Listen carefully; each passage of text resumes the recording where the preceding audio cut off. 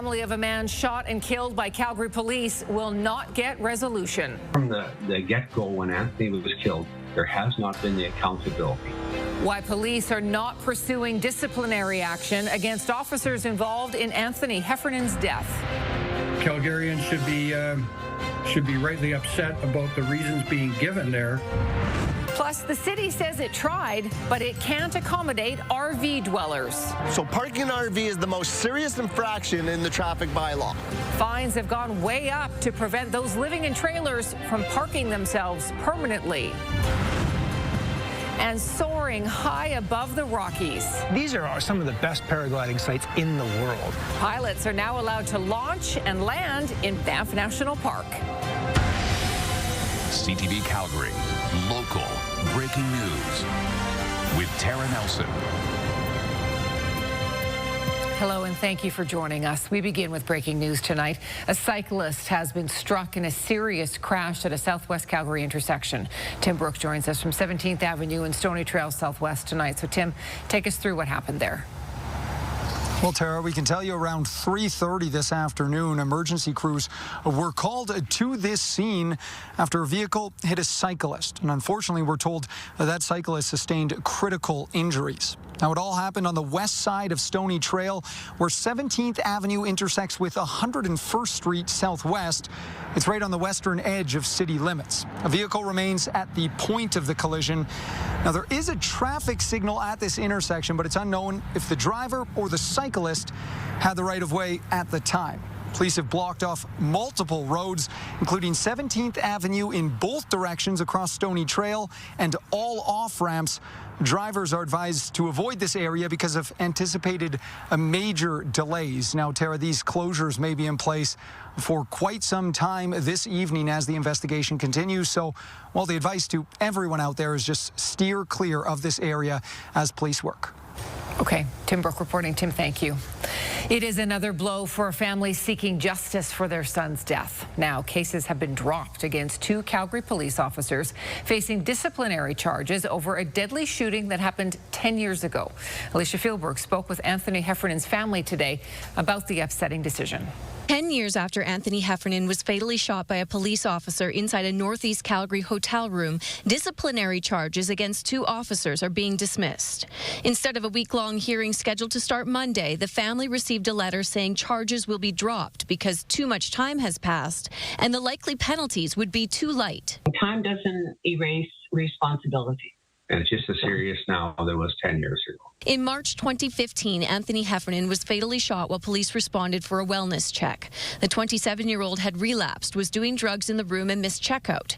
5 officers found Heffernan holding a needleless syringe. 72 seconds later, 4 shots hit him, 3 in the head and neck. Anthony did not deserve to die. Our entire family has been robbed. Alberta Serious Incident Response Team recommended charges against the officer who fired the shots, but prosecutors did not pursue criminal charges, citing a lack of evidence.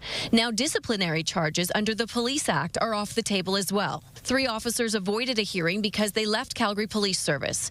And CPS confirms cases against the remaining 2 will be dropped. Nothing but an overall miscarriage of justice. They intentionally entered the room with no plan. Not one of the officers involved in this unlawful killing are going to be held responsible. Very dismissive and callous. Okay, and the delay has been all on their part. The Heffernans want changes to limit delays and to prevent officers from potentially escaping accountability by resigning. Justice experts say the province needs to improve the justice process. It is time now for the elected representatives of the people of Alberta to understand there's something wrong with this process, and they have to begin to address it. Anthony's family hopes his story may help prevent other tragedies. All we're looking for is, again, changes so this does not happen to other families. Alicia joins us from police headquarters tonight. So, Alicia, what's next? Well, Tara, the Heffernans have been seeking accountability for more than a decade now, and this is pretty much the end of the line. They will have the option to appeal the next week's disciplinary hearing decision to the Law Enforcement Review Board, and families in circumstances like this also have the option of pursuing a civil lawsuit. Now, other than that, this case is listed for a public fatality inquiry. Now, those often provide recommendations for improving outcomes and systems. That inquiry fatality fatality inquiry, Tara, has not yet been scheduled, however. Okay, Alicia, thank you. A sex assault charge has been laid against a Tsuut'ina Nation minor chief. It's the second time this year a political leader on the nation is being accused of a sex crime. Court documents obtained by CTV News show minor chief Emmett Crowchild is facing a charge related to a February incident at or near Tsuut'ina Nation. Crowchild, who is 54, first appeared in court August 20th. When reached today, he would only say no comment. Nation Chief Roy Whitney was charged last month by Edmonton police related to allegations in two separate historic sexual assaults in that city. CTV News has learned Whitney is now on administrative leave as head chief, and an acting chief has taken over. A Nation spokesperson would not elaborate on the reasons behind that change. Calgary police are trying to identify two suspects after a random stabbing last month in the Beltline. It happened August 23rd in front of the Circle K on 11th Avenue Southwest. Police say two people were stabbed after an argument with the suspects. The victims were taken to hospital in serious but stable condition. One of the suspects ran away, the other took off on a bicycle. The bodies of two people who drowned in Upper Kananaskis Lake have now been recovered. 4 people were in a canoe that capsized on the lake about 2 weeks ago. Police say none of them were wearing life jackets. 2 people survived. The other 2 did not resurface. One was a 33-year-old woman living in Banff. The other, a 34-year-old man living in Canmore. RCMP say its underwater search team and Kananaskis Mountain Rescue recovered the bodies yesterday. Calgary City Administration is unlikely to set aside dedicated parking for people living in recreational vehicles. Officials cite high costs, long development timelines, and what they say is limited demand. Mark Villani has more on the impact and a frustrated response from a local RV dweller. Victor Larocque unlocks the door to his RV. Inside, it has everything he needs. The wood stove, the chimney. For nearly 15 years, this vehicle is what he's called a home. But the city says his ability to park wherever he wants comes with a hefty price. Fines went from $40 if you pay within 10 days to $160 if you pay within 10 days. After 30 days, it went from $75 to $400. A blanket ban is in place for Calgary RV dwellers across the city. Only those who own residential property can park in front of their home for a 72-hour period, leaving little options for everyone else. To blanket ban us, what are our options? Tell us what to do. But a new report from city admin says it's just too costly to find a dedicated spot for RVs, estimating a $200,000 price tag per vehicle for services like water, electricity, and sewage, and claiming there are only 20 regular RVs currently occupying Calgary streets. There's literally hundreds of us. It's why some city councilors are looking at solutions, including potential partnerships with third-party service providers. The social sector may be able to step up and provide, some sort of a compassionate type service where people can at least shower, have a meal, those sorts of things, and maybe laundry service. Currently, the Calgary Parking Authority says it does take a compassion-informed approach, working with social services before ticketing or towing. Officers provide notices over a 5-week period to give RV residents time to move. We're making every effort we can to be in communication with that person anyway, to let them know what the rules are. The notice is to avoid issuing a ticket in the first place. Calgary Parking adds that notices are just warnings and can't be appealed, but tickets can. There's absolutely no due process whatsoever. But Larocque says he feels targeted and given little chance to defend himself. We have a right to survive. Mark joins us from Northeast Calgary tonight. Mark, the city is set to debate the RV parking issue further next week. Yeah, that's right, Tara. The city looking at some potential recommendations on this motion, but saying it's unlikely to budge on finding a permanent space for these RVs, noting that a $200,000 cost per door is up to 4 times more expensive than the current strategy that the city has for housing. Now, all that said, people like Victor Larocque aren't giving up. They're pushing the city back here to come up with even more options, including subsidizing businesses potentially for providing services to RVs. All of this will again be debated next week. That's coming up on Tuesday, September 16th. Tara. Okay, Mark, thank you. You're watching CTV News, Calgary. Calgary Calgary's Beakerhead Festival is not happening this year. TELUS Spark has released a statement saying it won't be hosting any activities in 2025. Beakerhead has been a popular September festival for several years, merging art, science and technology together in interactive exhibits. Beakerhead partnered with TELUS Spark in 2022 to increase attendance. TELUS Spark says taking a pause this year will give them a chance to adapt Beakerhead to a growing and changing city. The annual Lantern Festival is going on in Chinatown tonight. The community celebration features live music, local food, and artisans. There's also a fire dragon parade and lantern displays. The festival is on until 11 p.m. and it is free to get in. Let's bring Danielle in now. That would be a lovely night to be outside. Yeah, so many fun things to do out there, especially because we're still holding on to summer and this warmth, and we will throughout the entire weekend. You can see behind me it is a little bit hazy, so we were on the low risk level of that air quality health index throughout much of the day today, but now we're back to moderate. And we'll swing back and forth from low risk to moderate risk as we go through the weekend as well. 24 degrees is the temperature at the airport, and this is a look at what's going on the radar. There are a couple cells outside of the city. We have just a very, very small risk of seeing any of that. Most likely, we'll just be in the clear.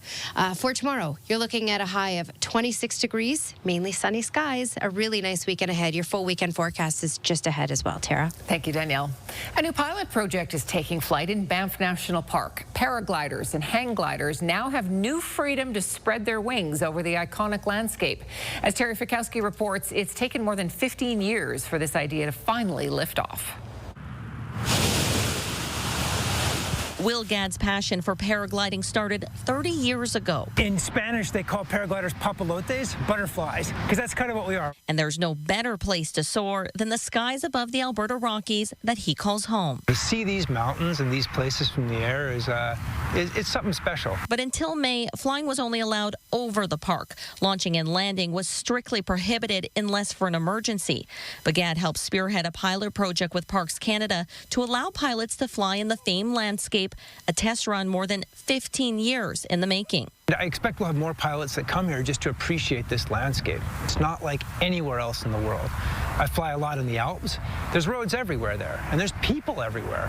But here, there's big areas that are wilderness and truly wild. Pilots can spend hundreds of kilometers in the air, so this program unlocks a new corridor and hike and fly opportunities for enthusiasts. What the Banff National Park gives us is the route east from Golden. It also gives us a route north from Canmore. It allows us so much more freedom in where we'll be able to fly and what we'll be able to see. While a win for the flying community, there are strict guidelines. Pilots can only use non-motorized gliders. Parks Canada also has identified specific locations for launching and landing, prohibiting it over ski hills, the Banff town site, campgrounds, and some environmentally sensitive areas. What could be less impactful than soaring over the valley and landing in a designated spot. So pretty low impact. Gadd is hopeful the pilot project will be expanded after its 3 years to allow more gliders to spread their wings. I'm excited to share my sport with the world. I really love it. I think other people will too. Terry Fikowski, CTV News in Banff. So pilots must be part of the Hang Gliding and Paragliding Association of Canada. They have to carry that certificate when they fly in the park and log their activity for Parks Canada. Just ahead, a major breakthrough in a U.S. manhunt. How the suspected shooter in the killing of conservative activist Charlie Kirk was tracked down in Utah. And a sudsy celebration. Big Rock turns 40, an Alberta original in the craft beer industry. After 3 days of an intense manhunt in connection with the killing of popular U.S. conservative influencer Charlie Kirk, police say they now have a suspect in custody. CTV's Joy Malbon with what we know about the alleged shooter. Good morning, ladies and gentlemen. We got him. With those words, authorities identified 22-year-old Tyler Robinson of Utah as a suspect in connection with the targeted killing of conservative activist Charlie Kirk. After these images were released last night and a video of a suspect jumping from a rooftop, police say Robinson's father confronted his son and, with the help of a youth pastor, convinced him to turn himself in. A family friend who contacted the Washington County Sheriff's Office with information that Robinson had confessed to them or implied that he had committed the incident. A family member told investigators Robinson had become more political, expressing anger in chat groups and to friends. Robinson mentioned Charlie Kirk was coming to UVU. They talked about why they didn't like him and the viewpoints that he had. The family member also stated Kirk was full of hate and spreading hate. Police found a high-powered rifle and bullet casings with disturbing messages. As for motive, here's what the governor said. The clearest one that says catch fascist, there's not, and by the way, that's like catch like a ball, catch this.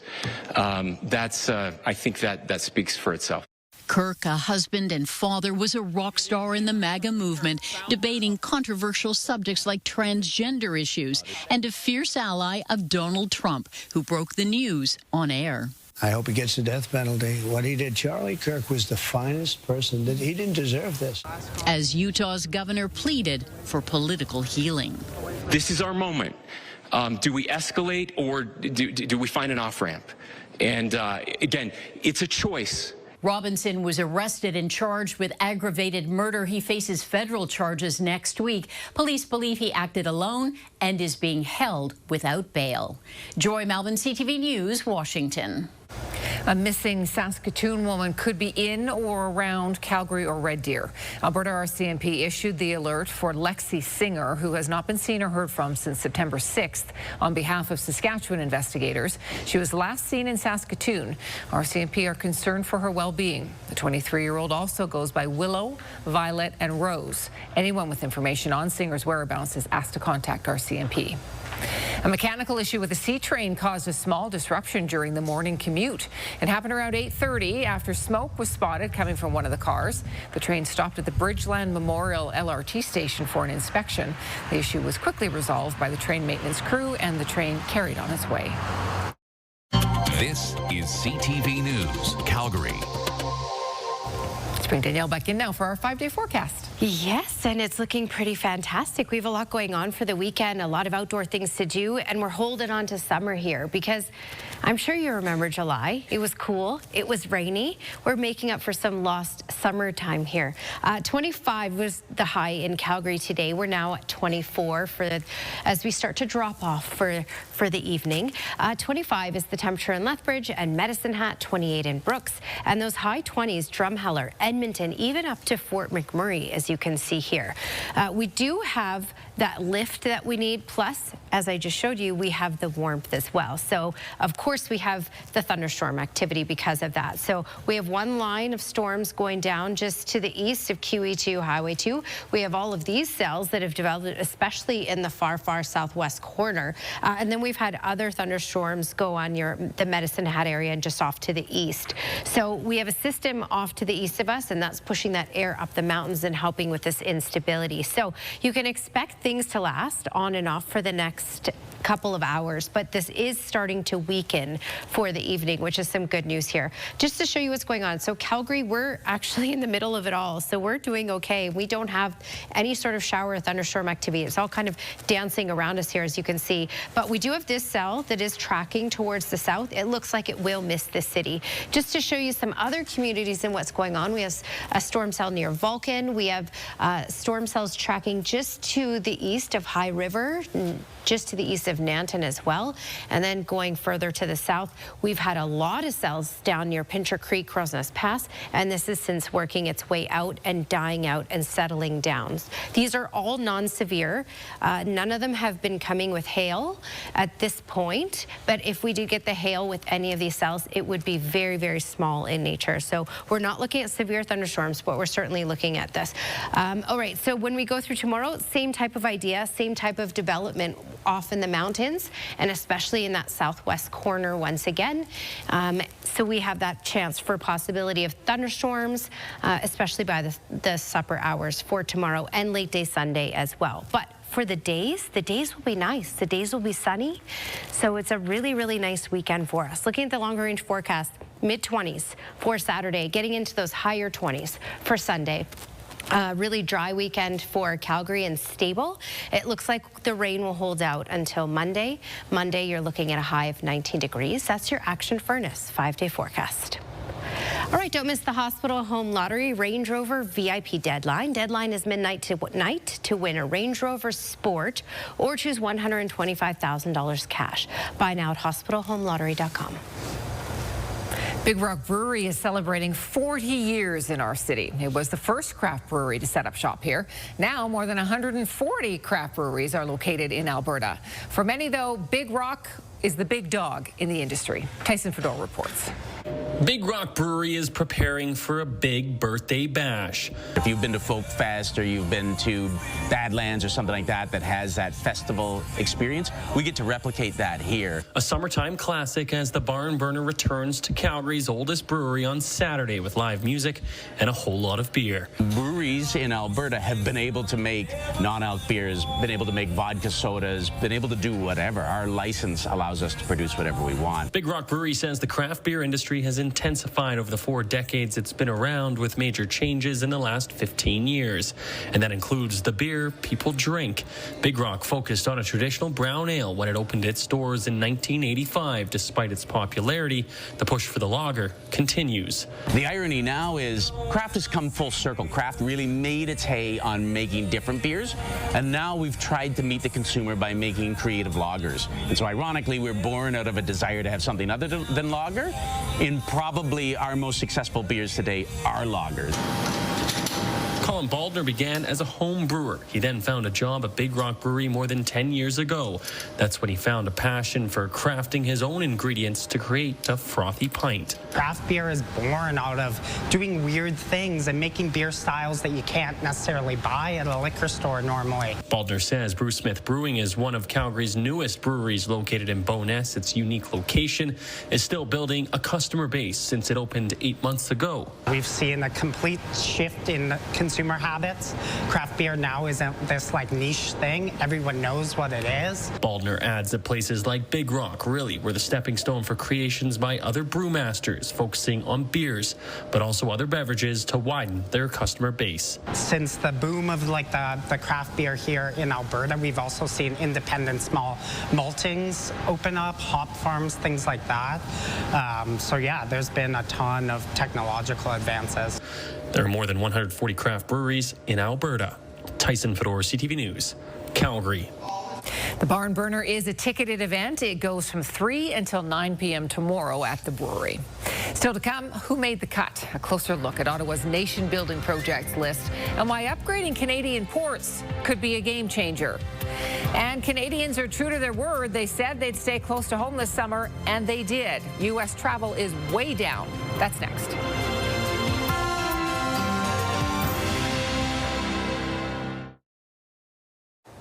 Surviving the trade war with the U.S. requires getting Canadian goods to more markets. That's why 2 ports are on the federal government's major projects list. CTV's Judy Trin takes a look at the projects in Manitoba and Quebec. Expanding the Port of Montreal is one of the major projects on the fast track for approval. It's a gateway to new markets in Northern Europe and Africa. We'll advance projects that turbocharge and connect our regional economies. The port is bursting. Authorities say if it doesn't increase its capacity, Canadian companies may have to go through U.S. ports to ship across the Atlantic Ocean. If Canadian companies that are now exporting to the U.S. choose another destination, with a modest 6%, the Port of Montreal will be full. So if we don't have any more capacity, what will happen is those companies will use an American port. When it's built, the Contrecoeur terminal will reduce emissions while increasing the port's capacity by more than 1 million containers.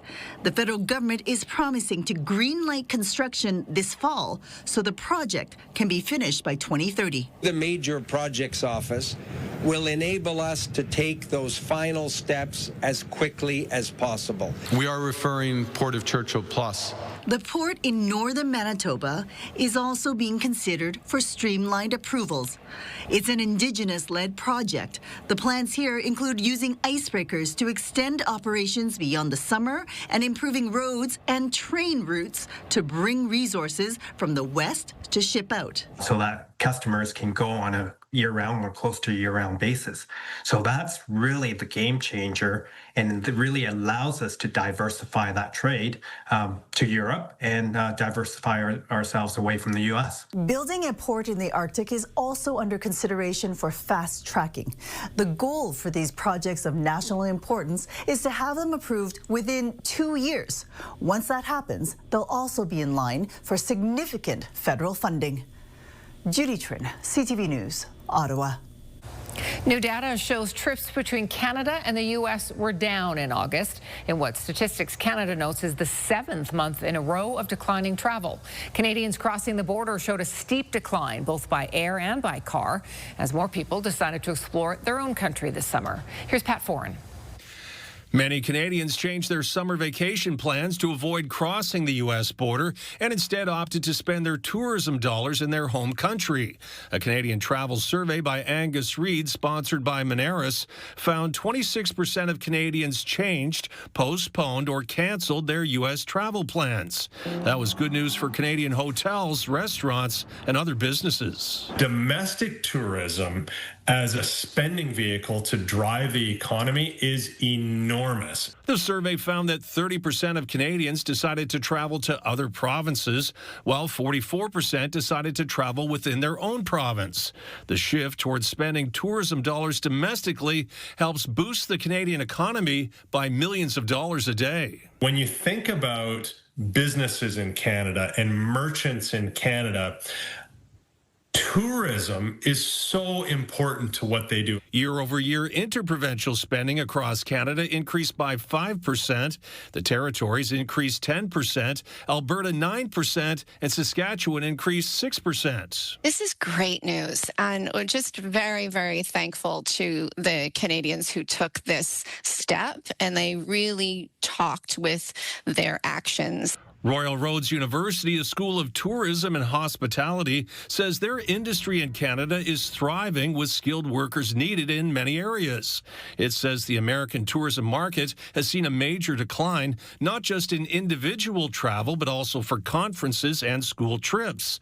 Until political tensions with the U.S. eases, it's expected Canadians will continue to explore different regions of the country and spend their money here. Well done, Canada. Well done for just behaving in a way that just really supports, who we are. Pat Foran, CTV News. Prince Harry surprised veterans today during an unannounced visit to Kyiv. Harry chatted and took pictures with injured soldiers. He was accompanied by a team from the Invictus Games Foundation. Harry founded the initiative to support wounded veterans and armed forces personnel. This is his second visit to the war-torn country. If the roar of an engine gets your heart racing, this weekend is for you. All the coolest monster trucks are in Calgary. We'll hear from drivers ready to take a leap of faith.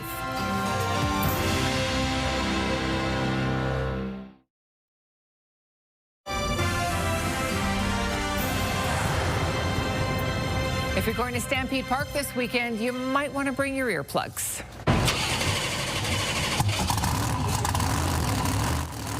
Monster Jam will entertain fans at the GMC Stadium grandstand.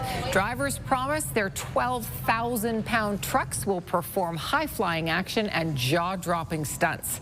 Two fan favorites, the Classroom Crusher school bus and Sparkle Smash with its unicorn horn, will be there. Tickets are available through Ticketmaster, and the drivers say they are excited to deliver a high-octane wild show.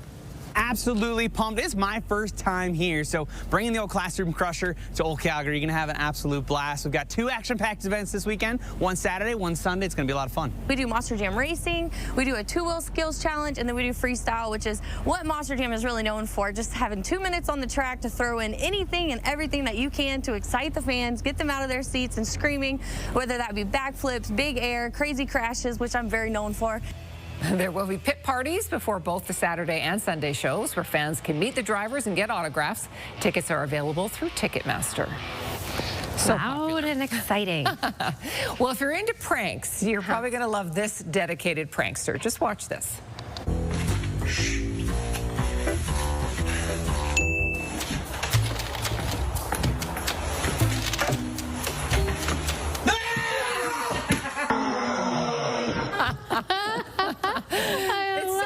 He dresses dedicated. mannequin, and then he just had to lay there and wait patiently. I don't know how long that took before his friend came in and started lifting the other mannequins. But I think his friend peed his pants a little bit. He definitely had a minor heart attack. Scared. Yes.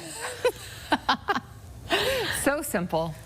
Well, a jump scare would be unlikely to surprise this lady because she is a daredevil grandma.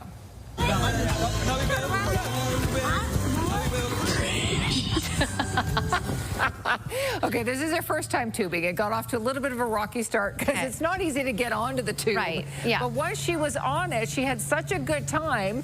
She's on there with her grandson, and then she wanted to do it again. Oh, she did? Yes, they went out a second time. Yeah, well, she looks, that was funny, them getting on it. Yes. But she rocked it after that, yeah. This is her saying, I want to go again. That was good. Let's do it again. I love her. An iguana at a UK zoo has just given birth to 8 babies, shocking the zookeepers. Great news is that all 8 are doing absolutely amazing. In fact, they're as you can see, they're so used to us already that you open the door and they just want to jump and run up your arms.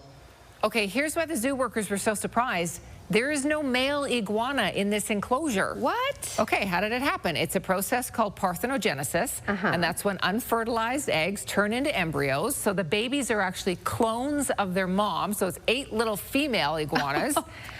I mean, I guess... Interesting. I didn't know that could happen. The zoo wants to be, big on conservation, but I guess sometimes Mother Nature just does it itself. Yeah. Mother Nature makes its own decisions. Yeah. Her own decisions. Wow. A fresh start for an old office building in downtown Calgary. It was once the head office of an oil company. It has now been converted into stylish apartments, and we'll take a look inside.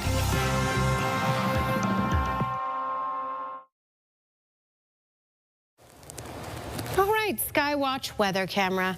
What a beautiful day. And hey, what a beautiful weekend that we have in store for us in the city and many communities in southern Alberta.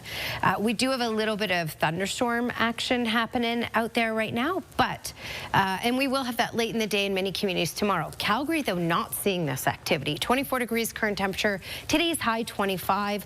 Normal is 18, well above normal. We're making up for a little bit of lost summer here.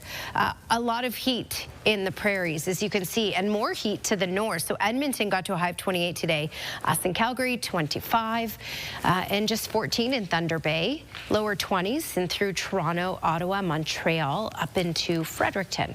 Okay, radar and satellite showing you this activity going on. Thunderstorms popping up everywhere. This is starting to weaken for the evening, but you can still expect it all east of the QE2 and Highway 2 along the mountains.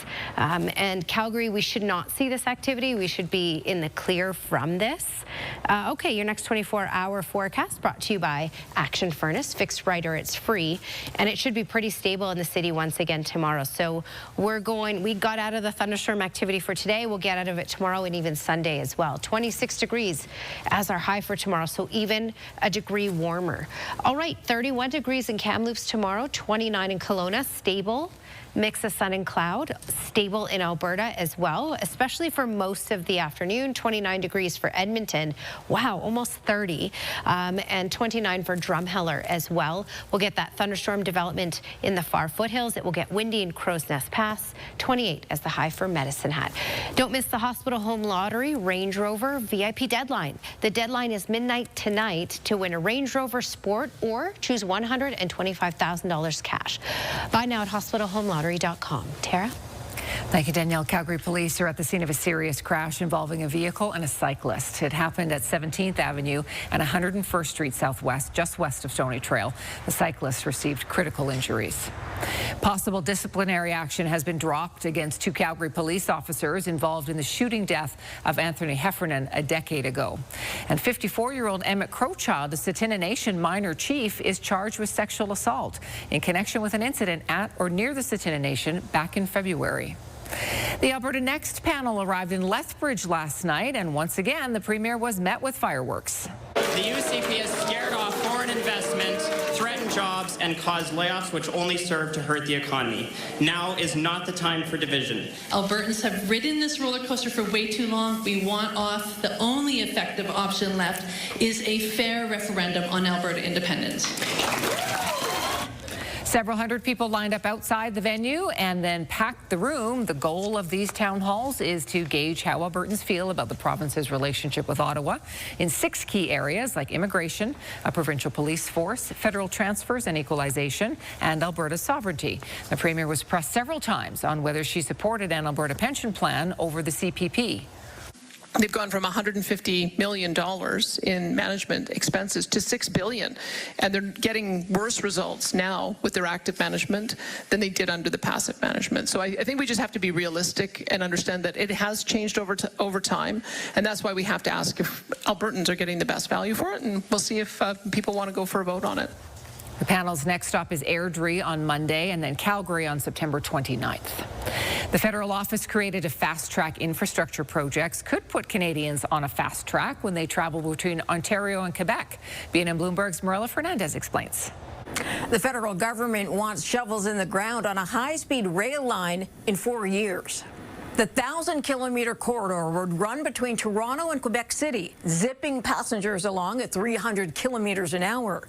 The trade minister says the new major projects office will work to speed up engineering and other work, even though this didn't make the initial list of projects announced by the Prime Minister on Thursday.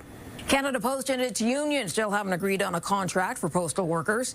The union representing the workers now says they will stop delivering flyers on Monday, but will start working overtime again. OT was banned in May as negotiations dragged on. A new survey reveals Canadians are saving more. The National Payroll Institute found 29% of Canadians saved $10,000 or more in the past year. That's up 6% from the previous year. The best savers? Gen Z, who save an average of 11% from each paycheck. Here's a look at how the trading day ended. The Canadian dollar is down to 72.23. West Texas Intermediate is up just a bit to 62.19. Western Canadian Select is down over $1 to 50.80. And the TSX dropped 124 points today, ending the week at 29,283. Those are your business headlines. I'm Marilla Fernandez. The city's newest downtown office tower to residential conversion is being touted as modern living with historic charm. The Petrofena Tower, built in 1959 along Stephen Avenue, was seen as a symbol of Calgary's emerging oil and gas industry. It's now been converted into more than 100 2- and 3-bedroom suites. The mid-century modern structure is among the 5 vacant towers selected for the city's downtown development incentive program. It's also a protected historical site. The developer says while this was a rewarding project, it did have its challenges. We had to preserve a lot of heritage elements, and we had to preserve the exterior on 3 sides. So a lot of the mechanical systems had to be rerouted through the back of the building. That posed a lot of challenges. You truly see that difference currently happening in the city, and we just wanted to be part of that solution that improves our city for the better.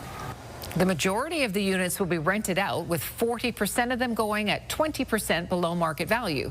Tenants will start moving in before the end of this month.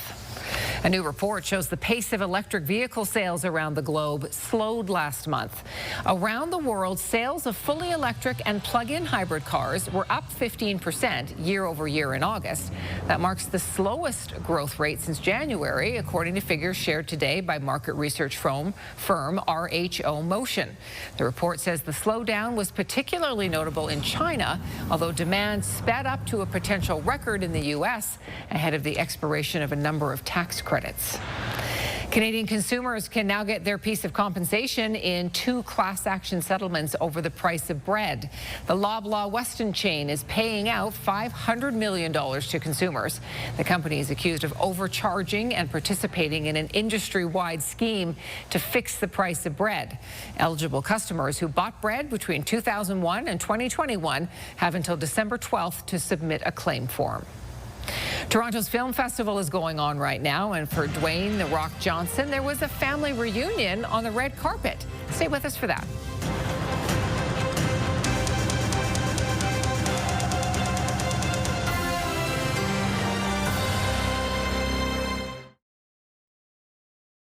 Heritage Park is hosting Railway Days this weekend. Visitors will be able to see demonstrations of all the trains and what it takes to run a heritage railway.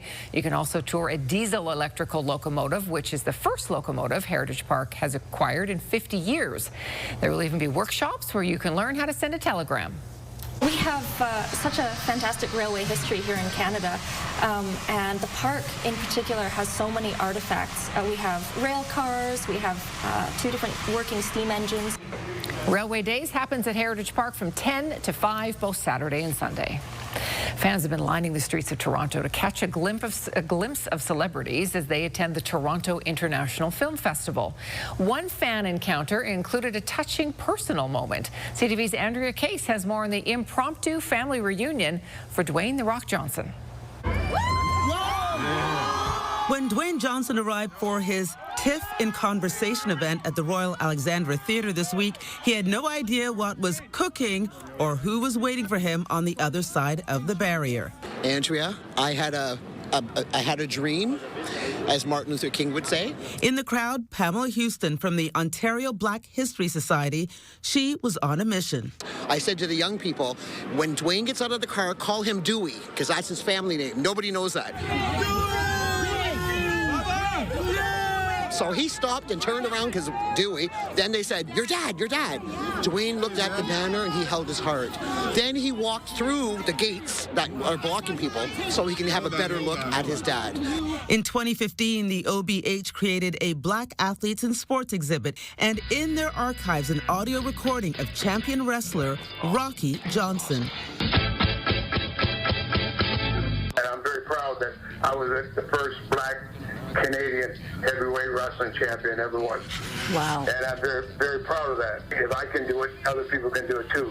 Rocky died in 2020. He was born in Amherst, Nova Scotia, and oh yes, he just happens to be Dwayne "The Rock" Johnson's dad. Also in the crowd, David Rosen. And by the way, I'm your cousin David. How you doing? Good to see you. He got out of the car. I shouted that I was his cousin. Within a couple of minutes, he came over, shook hands. He was very gracious, and I really truly feel we made a connection, and that this is not the last time that we're going to see each other. I'm still in awe. That's all I can say. Andrea Case, CTV News. That's a pretty cool encounter. Not bad. Hey, I'm also your cousin, by the way. Yeah. Hey. Well, a great weekend ahead. A great weekend ahead, yeah. And the best part about it is, well, if you like the heat, that's what we're getting. We're making up for all of July here, everybody. 26 degrees is the high for tomorrow. So similar to today, and even a little warmer on Sunday with a high of 27. Mainly sunny skies. There have been lots of thunderstorms going on around outside of the city, and they haven't tracked into the city. And that's the same type of idea for the weekend. Later in the day, there will be development outside of Calgary, but in Calgary, it looks mainly sunny. The cooler weather and the rainfall should hold out until Monday. Okay, weather window brought to you by Lux Windows and Doors, crafting quality windows and doors for your style, budget, Alberta's climate. And Heather Widmer sent this in. This is just east of Didsbury. And I mean, how cool is this shot? First of all, crazy hard to get a shot like this. This is the cloud to cloud lightning. And then eventually, you know, there were other pictures where it hit the ground, but very cool. Right? Fantastic. Thanks, Heather. Thanks for your company tonight. Have a terrific weekend.